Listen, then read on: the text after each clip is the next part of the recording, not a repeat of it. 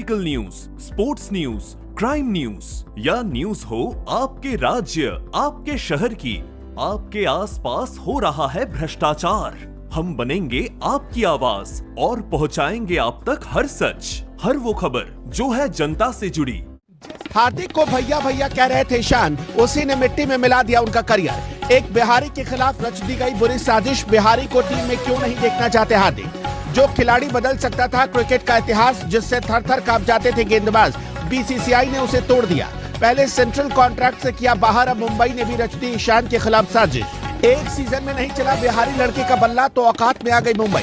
रोहित थे तब तक सब ठीक था, हार्दिक ने तबाह कर दी मुंबई की पूरी टीम। रोते हुए मुंबई छोड़ेंगे रोहित। एक बिहारी सफल भाई, ये तो बात आपने जरूर सुनी होगी। ईशान किशन जो भारत के लिए सबसे भरोसेमंद बल्लेबाज बन चुके थे, जिस ईशान किशन की बल्लेबाजी को रोहित शर्मा सलाम ठोक रहे थे, जिसने छक्कों का तूफान खड़ा करते हुए वनडे इंटरनेशनल में दोहरा शतक जड़ा, उसी ईशान किशन को धीरे धीरे बर्बाद कैसे करने की साजिश रची गई, उसकी कहानी हम आपको समझाते हैं। अक्सर देखा गया कि मुंबई लॉबी को काफी ज्यादा फायदा मिलता है, लेकिन ईशान किशन बिहार के हैं और बिहार के इस लाल ने जिस तरह बहुत कम उम्र में अपनी पहचान अंतर्राष्ट्रीय क्रिकेट में बनाई, कई लोगों को ये बात चुभने लगी। ईशान किशन जैसा धाकड़ बल्लेबाज कोई दूसरा हो नहीं सकता, लेकिन इसके बावजूद ईशान किशन के साथ नाइंसाफी की गई। इसी साल बीसीसीआई ने उनको सेंट्रल कॉन्ट्रैक्ट की लिस्ट से बाहर कर दिया।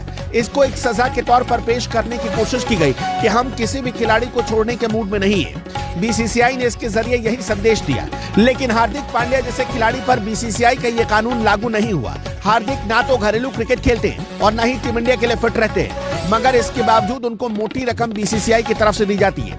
न सिर्फ ईशान किशन, बल्कि जिस खिलाड़ी को दूसरा सचिन तेंदुलकर माना जा रहा था, श्रेयस अय्यर, उसको भी तोड़ने की कोशिश की गई। संजू सैमसन जैसे खिलाड़ियों के साथ हमेशा क्या कुछ होता है, ये बताने की जरूरत नहीं, लेकिन एक बिहारी कैसे पूरे बीसीसीआई की आंखों में चुभ रहा है, आप इसका अंदाजा इसी बात से लगा सकते हैं कि खराब बल्लेबाजों को सेंट्रल कॉन्ट्रैक्ट लिस्ट में मौका दिया गया, लेकिन ईशान किशन जैसे दोहरा शतक लगाने वाले खिलाड़ी को बाहर बिठा दिया गया। किसी भी खिलाड़ी की अपनी एक क्षमता होती है और मानसिक तौर पर उस खिलाड़ी को अलग अलग सिचुएशन से गुजरना पड़ता है। पहले बीसीसीआई ने ईशान किशन को झटका दिया था, लेकिन उम्मीद की जा रही थी कि आईपीएल में उनका प्रदर्शन जबरदस्त रहेगा और बीसीसीआई को वो मुंहतोड़ जवाब देंगे, लेकिन शायद बुरा वक्त ईशान किशन का चल रहा है। दबाव में ईशान किशन का बल्ला भी दब गया। एक बिहारी जो शेर की तरह दहाड़ लगाता था, आईपीएल के सीजन में खामोश हो गया।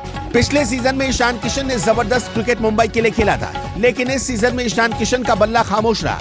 जब ईशान का बल्ला बोला था तो मुंबई ने तहलका मचाया था, लेकिन इस सीजन में जब इस शेर का बल्ला खामोश हुआ तो मुंबई को भी उसकी हैसियत याद आ गई। लेकिन दुख होता है कि पहले बीसीसीआई की तरफ से एक युवा खिलाड़ी को तोड़ने की कोशिश की गई और अब हार्दिक पांड्या ने भी ईशान किशन के साथ खेल कर दिया। इस मुकाबले में हार्दिक पांड्या ने उनको ओपनिंग करने के लिए नहीं भेजा। इस बात का कितना ज्यादा दुख ईशान किशन को पहुंचा, इसका अंदाजा आप इसी बात से लगा सकते हैं कि ईशान किशन मैदान पर खड़े तो जरूर हुए, लेकिन उनका मन बिल्कुल भी बल्लेबाजी में नहीं लग रहा था। वो निराश थे, ऐसा लग रहा था कि वो बल्लेबाजी ही नहीं करना चाह रहे। ईशान किशन ने 15 गेंदों में 14 रन बनाए। अब देखना होगा कि ये बिहारी लड़का कितनी जल्दी वापसी करेगा और टीम इंडिया के लिए तहलका मचाएगा। दोस्तों, आपको क्या लगता है, ईशान किशन वापसी कर पाएंगे या नहीं? कमेंट बॉक्स में बताएं।